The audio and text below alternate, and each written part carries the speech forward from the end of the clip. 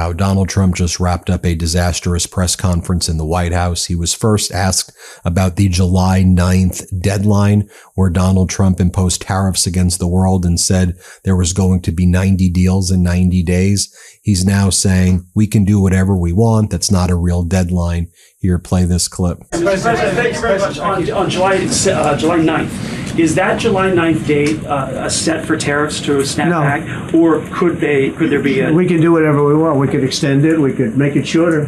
I'd like to make it shorter. I'd like to just send letters out to everybody. Congratulations, you're paying 25%.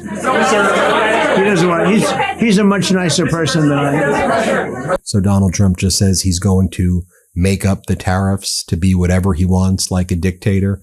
Isn't that what he did on the day he called Liberation Day, which was actually Recession Day, where he severely harmed our economy?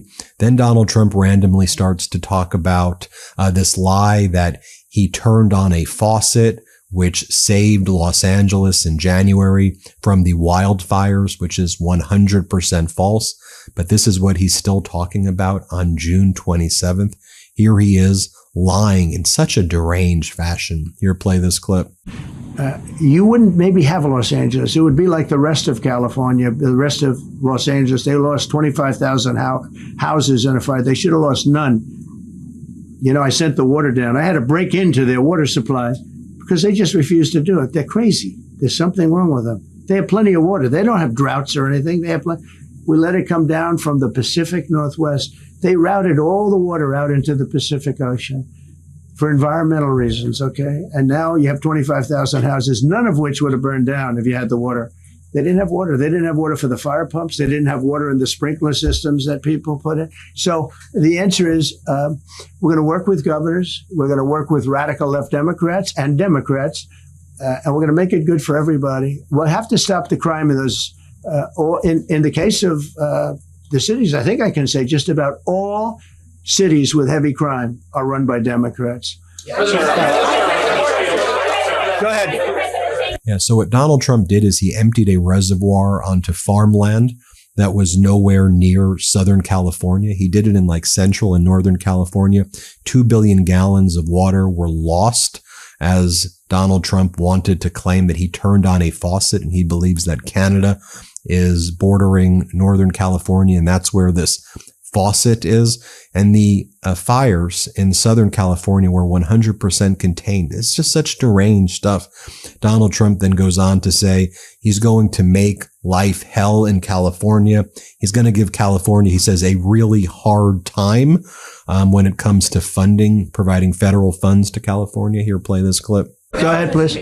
Go ahead. Thank you, Mr. President. So, are you going to cut funds in the sanctuary states, like, for instance, California, that keep supporting illegal immigration, and then these people work under Yeah, we're giving them a table? hard time. And also, in a foreign policy question... I mean, they don't have a governor in California. They have a man that wants to give away everything to people that nobody's seen before.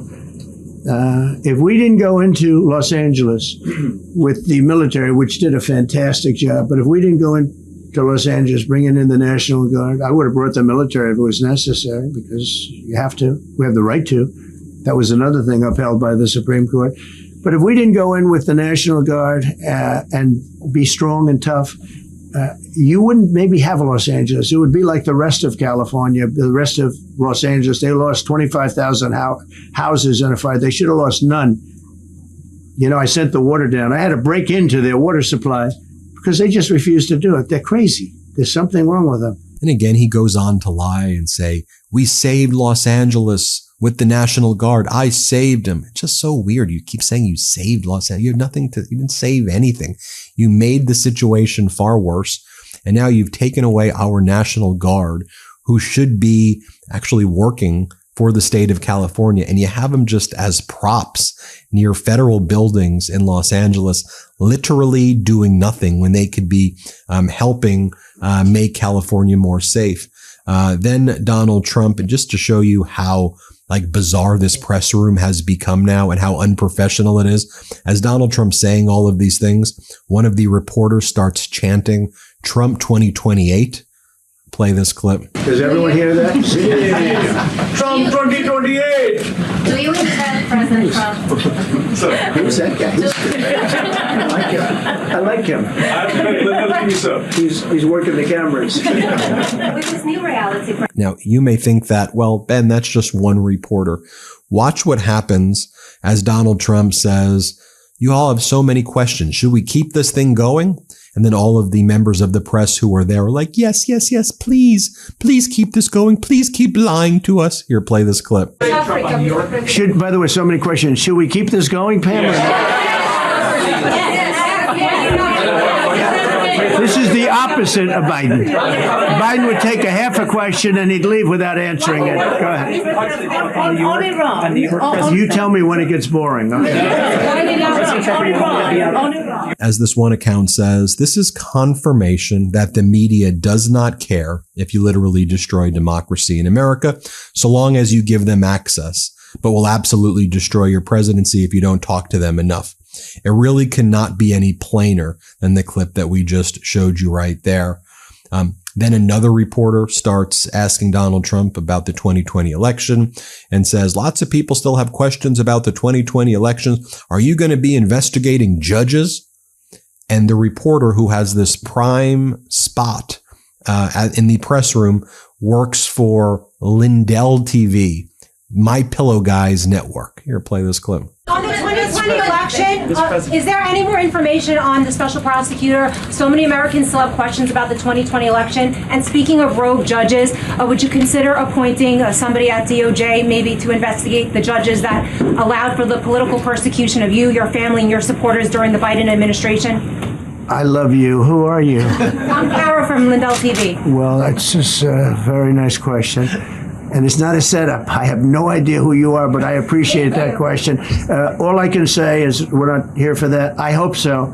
I hope they're doing a thing because that election was rigged and stolen, and we can't allow that to happen. You know, a lot of people tell me, sir, you just won the greatest election in the history of our country. You won at numbers that won all 7 swing states.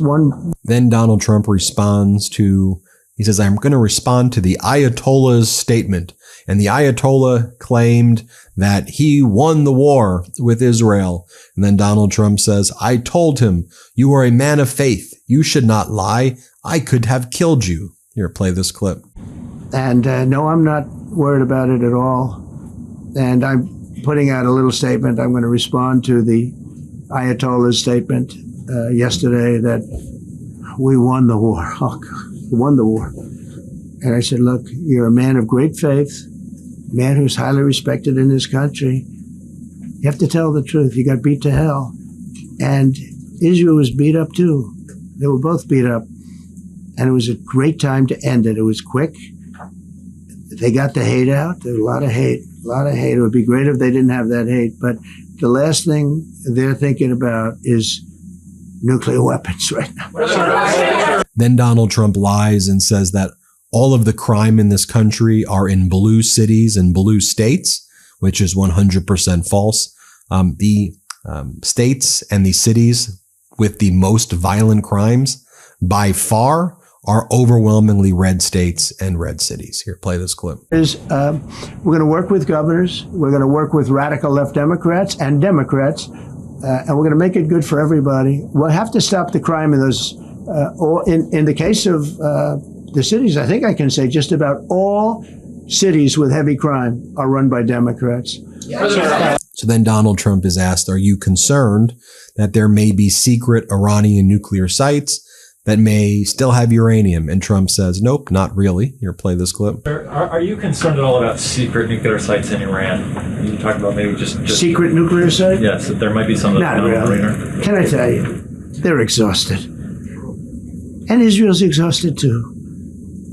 And I dealt with both of them. And they both wanted it settled, both of them. And we did a great job, but they're exhausted. The last thing they're thinking about right now is nuclear. You know what they're thinking of? They're thinking about tomorrow, trying to live. It's such a mess. It's such a mess. The place was bombed to hell. And no, I'm not worried about it at all. Trump is asked about his meme coins and crypto and the things that he's selling. And he goes, well, I got to do it. Otherwise, China's going to do it. China's going to do what? You think Xi Jinping's doing Xi Jinping meme coins? The hell are you talking about, idiot? Here, play this clip. On a related subject, many Democrats have said that they are not going to support crypto bills in Congress only because of you and your family's personal crypto ventures. And these votes are in some cases needed to pass. Are you open to the idea of pulling away from your personal crypto ventures just for the next few years if that helps get these crypto bills passed in the next few months? Well, it's a very funny thing, crypto. So I became a fan of crypto, and to me, it's an industry. I view it as an industry, and I'm president.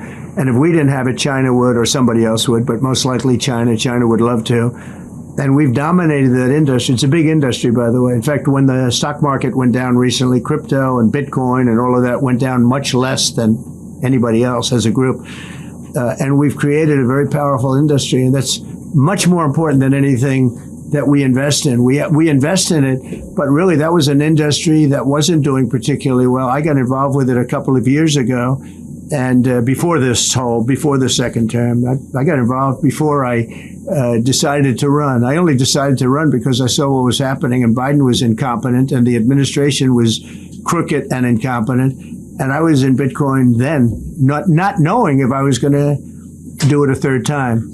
So it's become amazing. I mean, it's the jobs that it produces. And I notice more and more you pay in Bitcoin. I mean, people are saying it takes a lot of pressure off the dollar. And it's a great thing for our country. So I don't care about investing. You know, I have kids and they invest in different things. They do believe in it. But I'm president, and what I did do there is build an industry that's very important. And, you know, if we didn't have it, China would. Then Donald Trump says that the rest of the country is revolting against the communist from New York. Dude, Trump is literally, you want to go back and look at like communist dictators and how they behave? Donald Trump's doing central planning. Just think about this interview. I will dictate alone what the terms will be. I will tell the companies what they can charge. I will. And then when it comes to Trump, Trump just lies to me. I will give you $5,000 Doge checks. Okay, where I will give you no tax on Social Security. That's not happening. There's no $5,000 Doge checks. Trump just basically lies about the handouts that he's giving to people. Play this clip. It was going to be a landslide, and they like that, but they love the tariffs. I had Texas Instruments come in the other day, big company, and he said, we're putting in $60 billion into new plants and new equipment, new everything. Sir, you're going to keep the tariffs, aren't you? Because if I ever took the tariffs off, and we are going to absolutely keep it. And they're worried that somebody that, like this communist from New York, someday gets elected. I can't believe that's happening. That's a terrible thing for our country, by the way. He's a communist. We're going to go to a communistic state. That's so bad for New York. But the rest of the country is revolting against it. But if somebody got elected, they're afraid that if this was taken off, well, we're going to guarantee it's never going to be taken off.